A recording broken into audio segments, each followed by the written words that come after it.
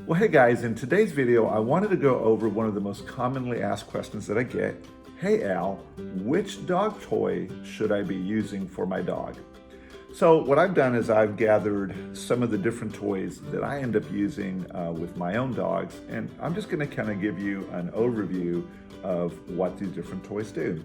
So I'm gonna start off with the two toys that actually I use for the dog whenever they're inside my home. So here I have a Star Marks, I believe it's called the Everlasting Fun Ball, and I also have the Kong Classic.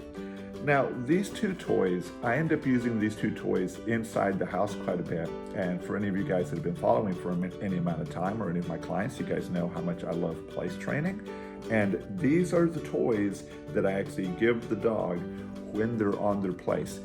What's the reason that I do that? Well, if you look at this one, the Everlasting Fun Ball, here I'm going to give you a little bit of a close-up right there. You see that cavity right there? That cavity allows me to be able to stuff food inside of there, and what that does in turn is going to keep the dog's attention while they're on their place as they're trying to get some of the food out of there. Here, I'll just show you just a little bit of that real quick. You can just real easily take the pieces of kibble and then you just put them right inside of there. See that? They go inside of there, and then your dog has to work those out. So this particular toy is a really nice toy to be able to give your dog on their place. And the same is going to hold true for the Kong Classic. There's a variety of these different types of Kongs. Let me go ahead and open this one. There's a variety of these different types of Kongs. This one is, I guess you could say, like the adult version for like an average chewer.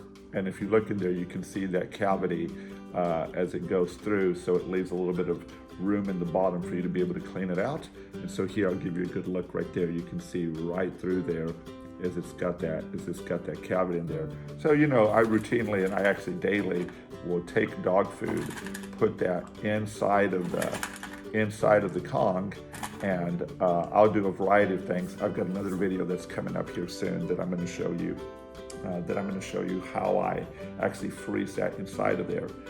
But again, just these two toys, the Everlasting Fun Ball and the Kong, are toys that I use for the dog whenever they're going to be on their place or inside my home. So I think those can actually be pretty useful.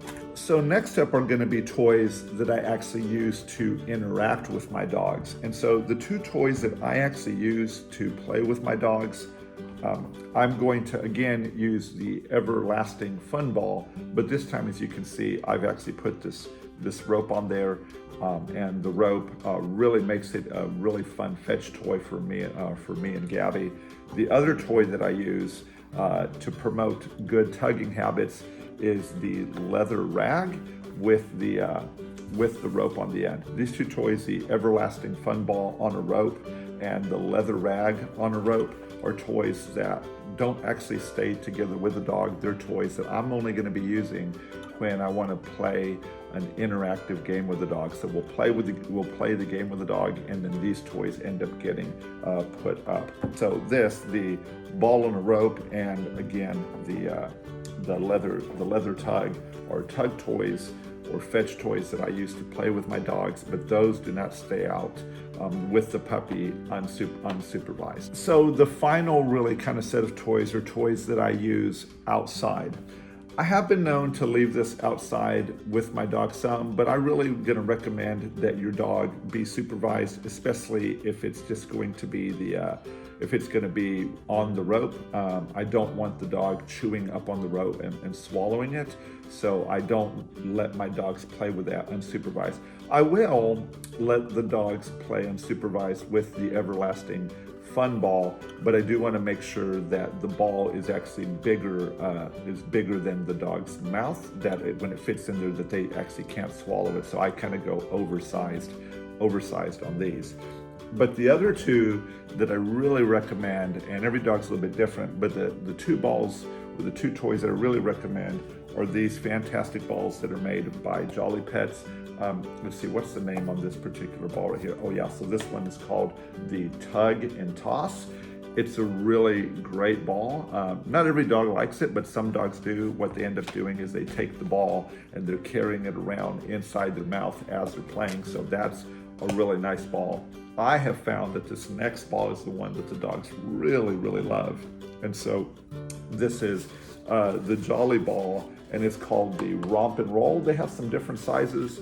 They have some different sizes on these, but I've really found that what the dogs do is they grab the ball, they grab the rope that's on there, and then they slosh it around, hitting themselves in the face with the ball, and they just absolutely love doing that. But these are the types of toys that I would put in your dog yard, in your backyard, that you're looking for your dog to maybe play by themselves. Now, if you put this out there, your dog may not automatically know what to do with it, so you can kind of treat it a little bit like a soccer ball, okay? As you're kicking them around the yard, the dog is gonna begin to be like, oh, okay, so that's what it's for. So really, when you first go out there, interact with your dog, show them that these are toys, maybe spend 2 or 3 days kind of introducing them to that when you're there with them, and then see if they're going to go out there on their own and be able to play with it. So just to have a quick recap, what I wanted to remind you is that you can use the Kong or the Everlasting Fun Ball. Those are going to be your food-based toys that are going to be when your dog is just in a stay on their place. Those work particularly well. Then you're going to have the leather rag on a rope, or you're going to have the Everlasting Fun Ball on a rope. Those are going to be more interactive for you to play together with your dog throughout the day, and then those get put up after you're done with the game. And then finally, the toys that we give the dog to play by themselves, which are going to be the Tug and Toss that's made by Jolly Pets, and then also the Romp and Roll that's also made by Jolly Pets. And they do come in different sizes for smaller dogs as well. Well, hey guys, I hope this video has been really useful for you guys. I do make some of these products and I do sell some of them. You'll see those links down in the description. If you have any questions about the products, please leave those in the comment section below. Again, we really appreciate you watching the video. Have a great day, and we'll talk to you later. Bye.